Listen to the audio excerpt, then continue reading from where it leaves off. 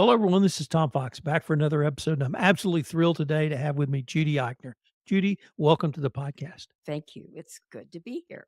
Judy, we're going to Mhm. explore, talk about, and visit about your Rotary experience. So, could you tell us how you started in Rotary? That's interesting. I was thinking about that.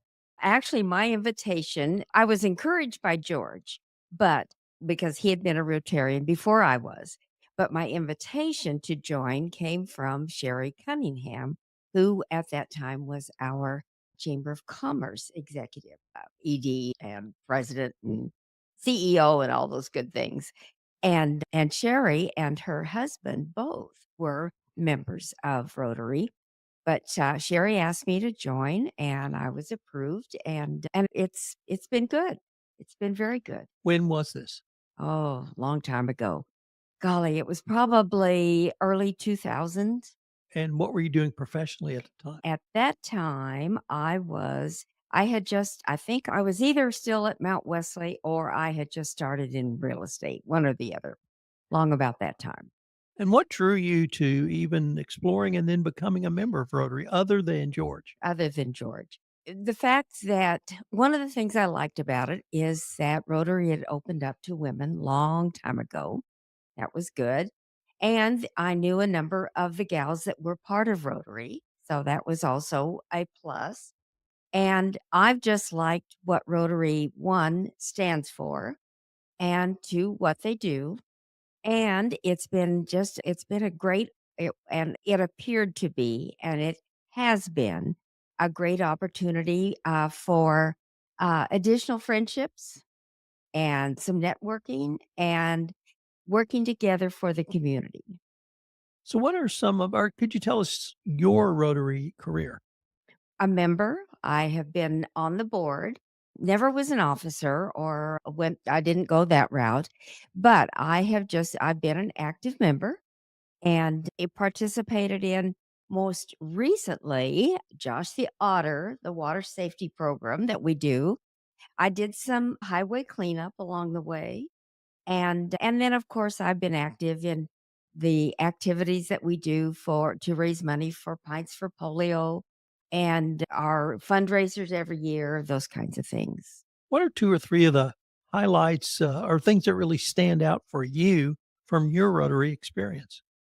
I would say the things that stand out, I've actually probably kind of touched on them now. One is the friendships. When you work together, you get to know each other really well. And that has been just a real plus for me.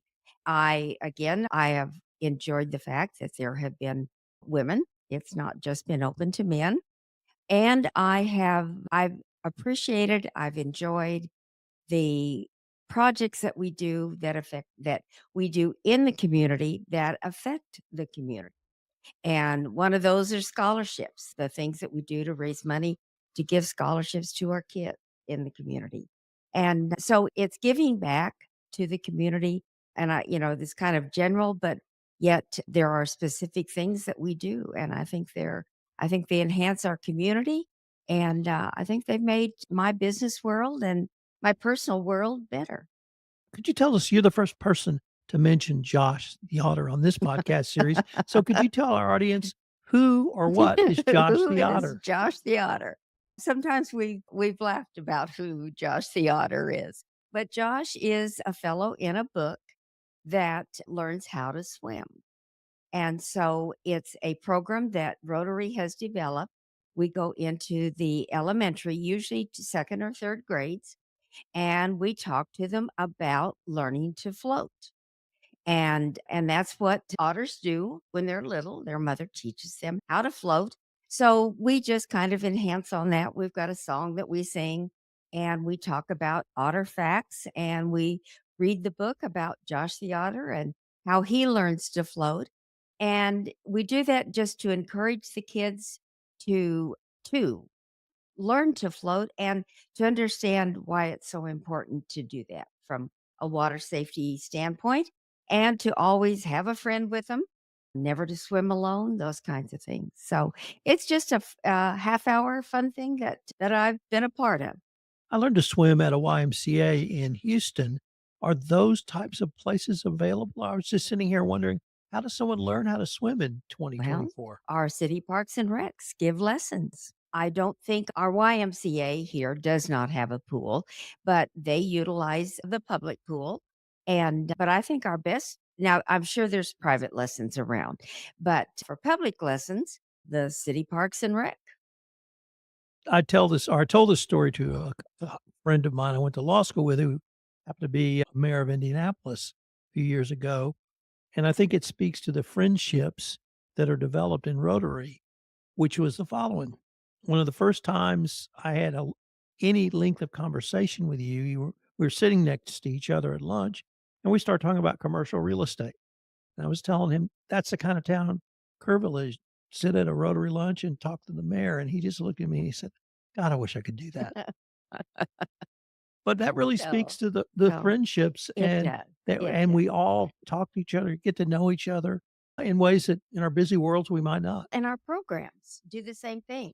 They help bring in, or they bring in people that help us to understand our community better.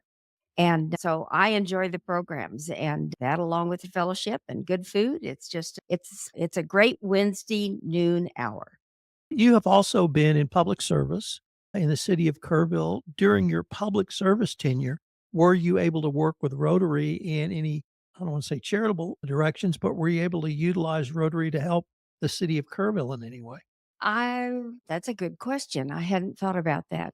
Probably there were, but I don't know if it might have been more unintentional than intentional. And I know I would get a lot of questions from people who were at Rotary about this and about that and what was going on, that kind of thing.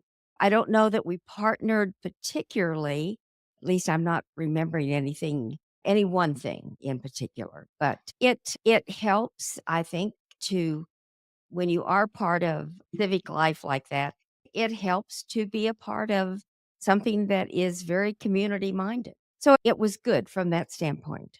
What would you tell the young professional woman, 20, 30, maybe even 40, about why they should join Rotary?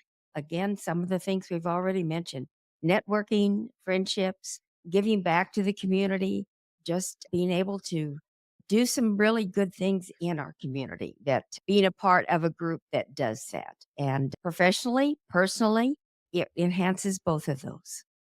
Well, Jeannie, we're at the end of our time for this episode, but I wanted to thank you for coming down to visit with us today about the Rotary Club of Kerrville. Thanks for having me. Appreciate it.